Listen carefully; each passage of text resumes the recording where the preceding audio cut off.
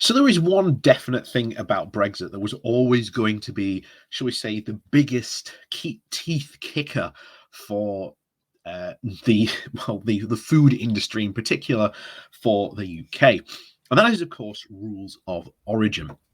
And essentially, the rules of origin work like this: you've got to tell you where that food comes from, and the infamous one that a lot of us used during the again the shall we say the post referendum years was of course the infamous chicken pizza. You know, if you were doing a rules of origin check on this pizza, well, you not only have to say where the dough comes from, where the tomatoes come from for the sauce, maybe the ingredients, where those came from, for like if there's maybe barbecue on it, or the chicken, where that comes from, the cheese, etc., etc. And that could be an absolute nightmare for any frozen pizza producer here in the UK that wants to export its produce to the EU countries. It's going to be an absolute nightmare for them. And today, they're picking, well, they're not exactly picking on, but this is more a new rule that is going to come out into force next year. And this is going to cause a massive problem for the British pie industry because, as we often like to say in the UK, who ate all the pies? We do quite a bit here in the UK. We eat a lot of pies. I'd be a bit hesitant to say it's like our national dish, but we do like a good pie up here, and especially up in the north as well. So, before we do jump into this and these new rules that are going to be actually cause quite a problem for the UK industries, please do remember to hit that like, share, and subscribe button. And of course, down below there are links to my Patreon page, as well as one donation link called Buy Me Coffee, where you can, well, buy me coffee. And as always, thank you very much to all those people who do support the channel that way. So, on with the article then. This comes from The Independent. And of course, title is British pies to be banned from the EU unless the ingredients come from Brussels approved farms. Pies made in Britain will be banned from export to the EU if their ingredients do not come from approved farms or factory, trade experts have now warned MPs. A new Brussels food safety regulations will come into force in March of next year, and it is alarming companies that fear Brexit will impose yet further barriers to sales, and inquiry has heard. This change will mean that any ingredients of animal origin, including meat, milk, and eggs, must come from EU approved establishments, MPs have been told. Emily Rees, pardon me, the analysis of trade strategies, agreed with a Conservative former trade minister who raised the threat of exports of chicken, ham, to even mushroom pies or even fish pies that fell foul of this rule. A fish pie can be consumed within Great Britain, but it will not be able to be sent to Northern Ireland or exported into the EU because you will not have the origin certificate necessary, she said. Rees said the problem could very easily arise because the UK had recently approved agriculture ingredients from premises in Turkey, which might not be on the EU approved list. Mark Garner, a Tory trade minister, raised the alarm over the chicken and ham mushroom pie problem, warning it could be now how you make the pastry or even the ham. The end of the transition period for tightening on rules on composite products was concerning many companies, and right now that export to the EU. The inquiry by the Commons International Trade Committee heard suggestions that the UK exporters might resort to two different production lines to satisfy EU rules and the layer requirements for other markets. And this is going to cost these companies money. Remember, one of the advantages of the single market was that companies didn't have to have multiple production lines, they could just have one. And like I say, that's going to cost money. It will cost jobs. It will basically mean why even bother exporting? And then that could reduce a company's income massively.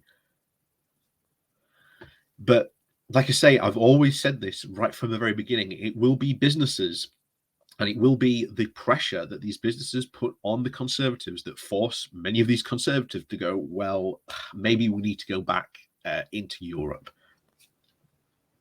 That's essentially what's going to happen. It's what caused us to join it in the first place. It will be what caused us to do it again.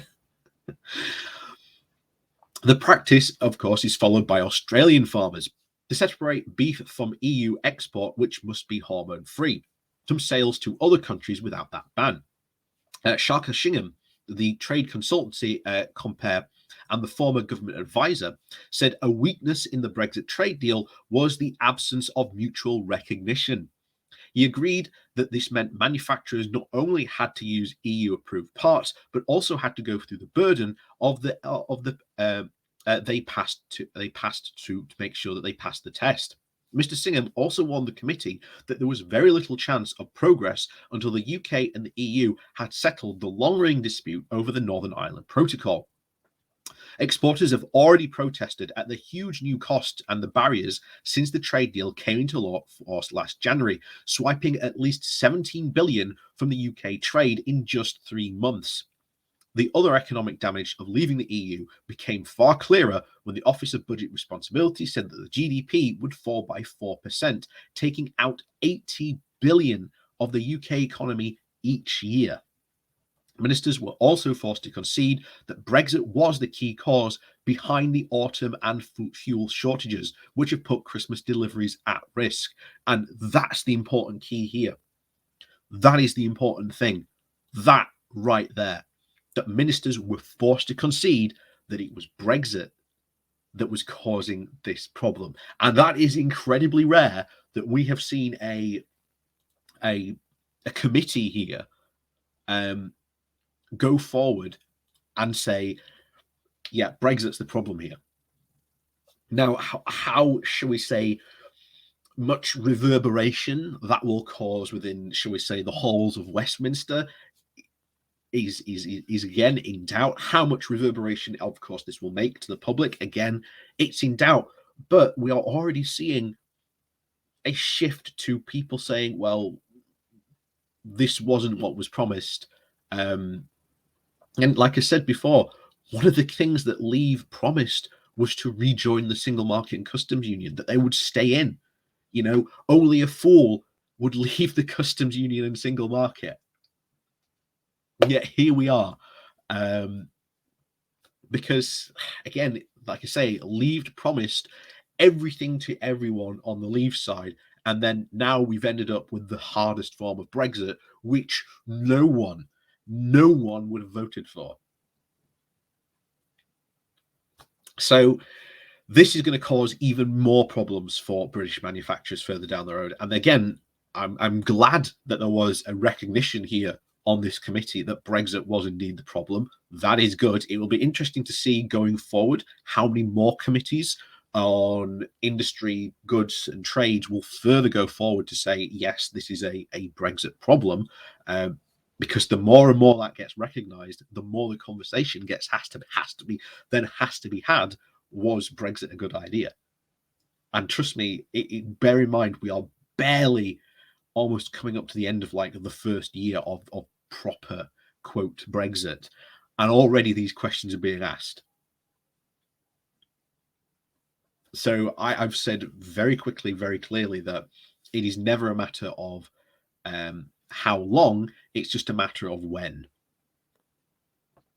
And even the Conservatives in the non-Conservative Party, there are far more of them going outraged at what is going on here than you may seem to think on the surface, because again, predominantly the Parliamentary Party is dominated by, of course, hard Brexiteers and those who are basically content, shall we say, to ride the Brexit Trump train and keep quiet about it for as long as possible. But of course, we'll have to see how long, shall we say, that silence is maintained. And of course, with the scandal, the sleaze scandal rolling forward, that may put pressure on Boris. And if that puts pressure on Boris, then that may go. That may signal a sea change in shall we say, the movement and the groups and the power dynamics within the Conservative Party. So we're going to have to see, obviously, how that all plays out. And who knows, shall we say, where the chips may land in that fight, should it happen to replace Boris Johnson. But of course, as always, thank you very much for watching. Please do remember to hit that like, share, and subscribe button down below. And of course, there are links to my Patreon page and a one-off donation link called Buy Me Coffee, where you can buy me coffee down below. And as always, thank you very much for watching, and we'll